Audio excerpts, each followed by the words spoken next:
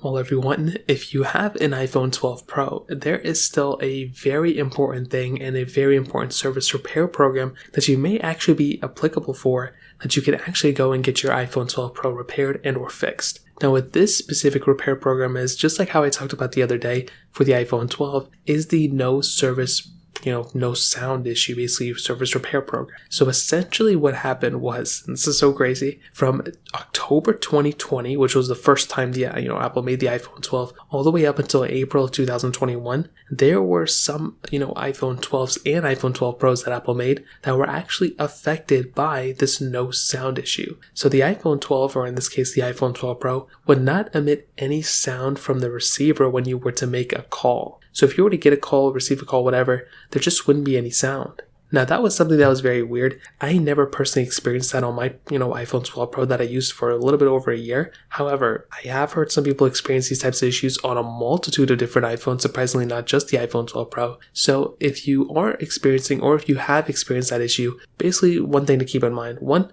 I'll try to remember what month you bought your iPhone 12 Pro. If it was October 2020 to April 2021, then you may be applicable for this. But if it was past April 2021, I would ask you, did you buy it in the used market? If you did, you may still be applicable for this. So essentially what you want to do is you want to go ahead and contact Apple. So I will leave this link in the description, which will take you straight to their service repair program. And what you want to do here is you basically want to just go ahead and contact Apple and see if your iPhone basically has this issue. So what they're going to do is they're going to set up an appointment. Either you can send your iPhone into them, or you can go ahead and bring your iPhone straight to their specific stores. And at that point, what they're going to do is they're going to go ahead and examine that iPhone, and they're going to go ahead and see if your iPhone, has to be repaired. Now, if it does, then what's going to happen is basically your specific iPhone is going to go ahead and, go under their examination. And if it has that issue, they're going to go ahead and basically fix that issue for you. So if that is that, I'll definitely tell you, if you do have an iPhone 12 Pro, you might as well contact them and see. And if you have the ability of seeing that serial number and seeing when that iPhone was bought,